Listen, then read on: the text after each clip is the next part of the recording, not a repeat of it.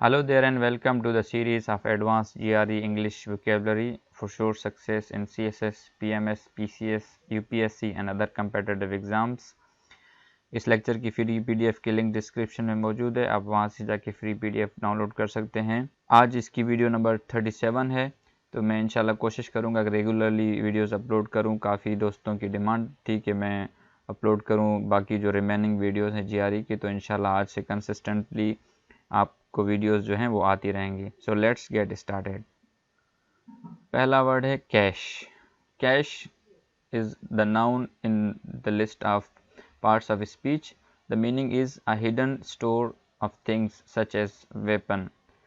वैसे तो किसी भी चीज़ का जो खुफिया दुकान हो या कोई खुफिया ज़ख़ीरा आप कहीं पे रख रहे हों, उसके लिए कैश इस्तेमाल होता है। बट पर्टिकुलरली अगर आप कहीं पे इस तरह की सिचुएशन लिख रहे हैं जिसमें जंग का ज़िक्र आ रहा है या कोई ऐसी बात है जहाँ पे आप वॉर को बयान कर रहे हैं, तो वहाँ पे जो है कैश को जो है पर्टिकुलरली वेपन के स्टोरेज के लिए जो जगह बनाई जाती है, हिडन स्टोरेज बनाए जाते हैं, उसके लिए इस्तेमाल होता है। एग्जाम्पल है एन आर्म्स कैश, यानी कि असलहे का खुफिया ठिकाना या असलहे की खुफिया दुकान। नेक्स्ट वर्ड है कैकोफोनस। कैकोफोनस एडजेक्टिव है। The meaning is consisting of a mixture of loud unpleasant sound. आवाज़ ऐसी जो कि बुरी हो, यानी कि आपको सुनने में कानों को जो है इरिटेट करे, आप उस आवाज़ को सुनते वक्त जो है यानी कि कानों में उंगलियां डाल लें और वो आपको आवाज़ जो है तंग कर रही हो, तो ऐसी आवाज़ को कहते हैं कैकोफोनस। उर्दू में लिखा हुआ है शोरो गलगला या बुरी आवाज़। एग्जाम्पल है we woke up to the cacophonous sounds of birds. हालांकि जो चिरपिंग होती है वो बाज़ औक़ात अच्छी होती है जब परिंदे चहचहाते हैं, लेकिन ये जो चहचहाट थी इट वाज कैकोफोनस साउंड, मतलब वो जो चहचहाट थी इतनी ज़्यादा थी कि आप सो नहीं पा रहे थे, उसकी वजह से आपकी आंख खुल गई। तो वो आवाज़ जो है, उस आवाज़ ने आपकी नींद इसीलिए मुतासिर की क्योंकि वो जो आवाज़ थी अनप्लेजेंट थी और वो आपके कानों को अच्छी नहीं लग रही थी। Next word is cadaver. Cadaver जो है मीनिंग है a human dead body. Synonym है कॉर्प्स। ये बहुत कॉर्प्स तो आपने बहुत मरतबा सुना होगा, ये इस्तेमाल भी होता है, लेकिन जीआरई में इसका जो सिनोनिम है वो है कैडेवर। एग्जांपल है the time after death of infected cadaver is also an important factor influencing of number infected. The time after death of the infected cadaver is also an important factor influencing the number of infected। जैसे अभी आपको पता है कि हाल ही में अभी corona चल रहा है और भी इसके वेरिएंट्स आ रहे हैं, ओमनी कोरोना भी आ गया है, तो कह रहे हैं कि जो इन्फेक्टेड लाश होती है जिसको वायरस वगैरह लगा होता है, वो भी दूसरी बॉडीज़ को अफेक्ट करने के लिए एक सबब बन सकता है, वो भी दूसरी बॉडीज़ को इन्फेक्ट कर सकता है। अगरचे वो खुद एक लाश है, एक ह्यूमन नहीं है लिविंग, बट स्टिल वो जो है अफेक्ट कर सकता है इस चीज़ को। Fourth word in the row is cadence. Cadence जो है नाउन है the rise and fall of the voices in speaking. आवाज़ का उतार चढ़ाव। जैसे मैं आपसे बात कर रहा हूँ तो मेरी कहीं पे आवाज़ जो है ऊंची हो रही है, कहीं पे नीची हो रही है, यानी एक रिदम होता है। ऑल्दो स्पीकिंग में नहीं होता, लेकिन जो वो एक ओरेटर होता है या ख़तीब होता है या कोई मोटिवेशनल स्पीकर होता है, they mostly use this Cadence in their speeches. तो वो कैडेंस आवाज़ का उतराव, यानी जिस अल्फाज पे स्ट्रेस देना होता है वो उसको स्ट्रेस देते हैं, जिस पे उन्होंने मध्यम रखना होता है। इस तरह गानों के अंदर भी आपने सुना होगा, तो ये होता है। मैंने यहाँ पे पिक्चर भी डाली हुई है ताकि आपको ज़्यादा समझ आए। एग्जाम्पल है he delivered his words in slow measured cadences. उसने जो अपने अल्फाज डिलीवर किए, पहुँचाए, वो स्लो थे और मयर्ड कैडेंसेस, उनके अंदर जो आवाज़ का उतार चढ़ाव था वो नपा तुला था, उसके अंदर उसने बैलेंस्ड किया हुआ था। फोर्थ वर्ड है कैजुअल। कैजुअल मोस्टली आप लोग इंडियन मूवीज़ देखते होंगे तो बहुत सारे स्टूडेंट्स को काजल पढ़ते होंगे। ये बिल्कुल भी काजल नहीं है, ये कैजुअल है।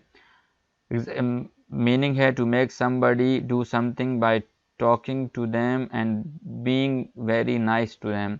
गलत वादों से कायल करना या धोखा देना, यानी आप उनसे अच्छी अच्छी बातें करके, चिपड़ी बातें करके, मीठी मीठी बातें करके उनको उनसे कोई काम करवा लें, उसको कहते हैं कैजुअल। जैसे कि ये बंदा इसको ऊपर डॉलर की तस्वीर दिखा रहा है कि भाई अगर आप इस तरह करोगे, ये काम करोगे तो आपको इतने डॉलर्स मिलेंगे।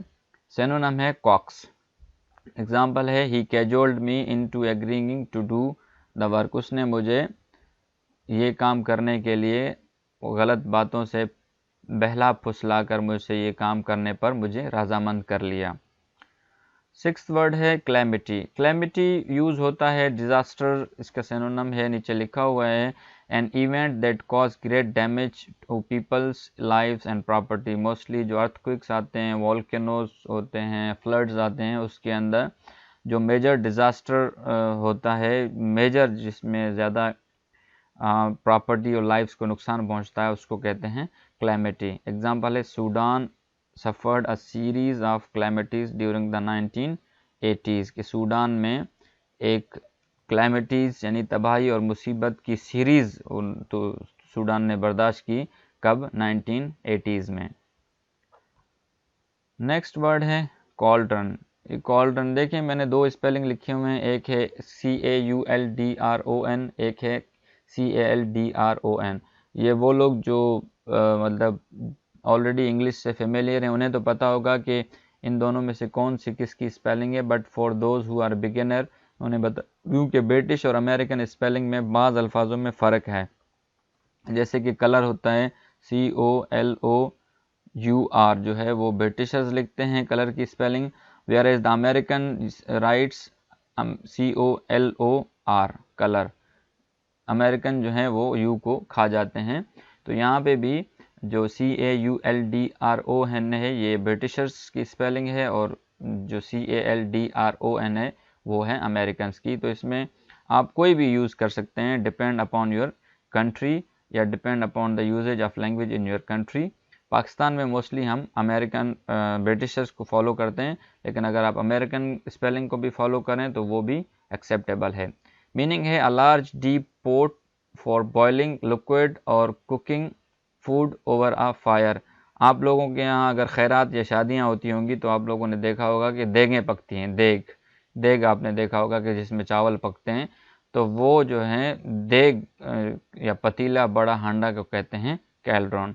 एग्जाम्पल है the stadium was seething cauldron of emotions. अब यहाँ पे इसने यहाँ पे कैल्ड्रॉन को जो है उसकी असल माना में इस्तेमाल नहीं किया, बल्कि फिगरेटिव इस्तेमाल किया है कि स्टेडियम जो है वो बिल्कुल ऐसे खचाखच भरा हुआ था इमोशंस का वहाँ से, यानी कि वो जो हांडी थी इमोशंस की वो बाहर निकल रही थी वहाँ से स्टेडियम से, और स्टेडियम बिल्कुल फुल था। एट्थ वर्ड है कैलस। कैलस भी एडजेक्टिव है, not caring about other people's feeling और सफरिंग, यानी कि आपको ना तो दूसरे लोगों के जज्बात की फ़िक्र है और ना ही उनकी तकालीफ और दुख दर्द का कोई टेंशन है। तो जब आप इस तरह के नेचर के बंदे हैं तो आप क्या हैं? केयरलेस हैं, बेरहम हैं, बेहिस हैं। सिनोनिम है क्रूअल और अनफीलिंग। तो डेफिनेटली आप लोग नहीं होंगे, आप लोग दूसरों की केयर करते होंगे, फीलिंग्स की और उनकी सफरिंग्स की, जब वो टेंशन होगी। जैसे आप तस्वीर में देख रहे हैं कि किस तरह एक बेरहम औरत अपने बेचारे पति को घसीट रही है। मैं उन यहाँ पे अगर वो कोई फीमेल सुन रही हैं तो माजरत के साथ मैं उन्हें ये नहीं कहना चाह रहा, बल्कि इस तस्वीर में देखें ये कैसे उसने उसका कान पकड़ के खींच के जा रही है। एग्जाम्पल है the troops showed a careless disregard for life and property. जाहिर सी बात है, आपको पता है जंग का रूल है, जंग में कोई जो है मॉरलिटी नहीं होती, कोई रिस्पेक्ट नहीं होती, कोई रूल्स नहीं होते।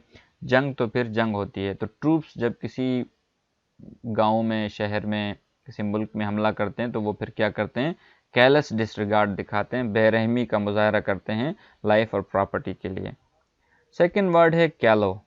कैलो भी एडजेक्टिव है, यंग एंड विदाउट एक्सपीरियंस, ना तजुर्बाकार,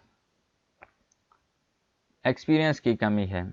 सिनोनिम है इनएक्सपीरियंस्ड, वही सेम ही बात हो गई। एग्जाम्पल है अ कैलो यूथ। अब ये तस्वीर में बेचारा पकाने की कोशिश कर रहा है, कुछ पकाने की कोशिश कर रहा है लेकिन अभी वो आग से डरता है, तो इसीलिए उसको काफ़ी कुछ सीखने की ज़रूरत है अपनी बीवी से या जो उसके करीबी कोई फीमेल हो, तो उससे उसको सीखने की ज़रूरत है। जब वो एक्सपीरियंस हो जाएगा तो ये वाली जो आग है उससे फिर वो डरेगा नहीं, बल्कि उसको इंजॉय करेगा। A callow youth. Last but not the least is callus.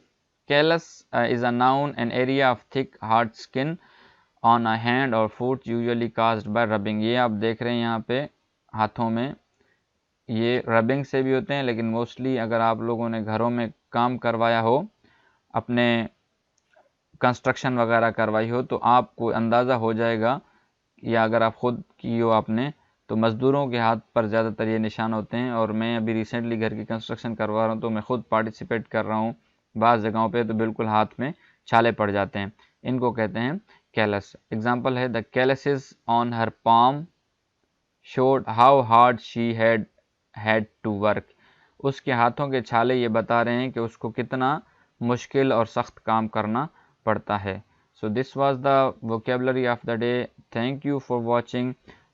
Please do subscribe channel for more videos and for more updates.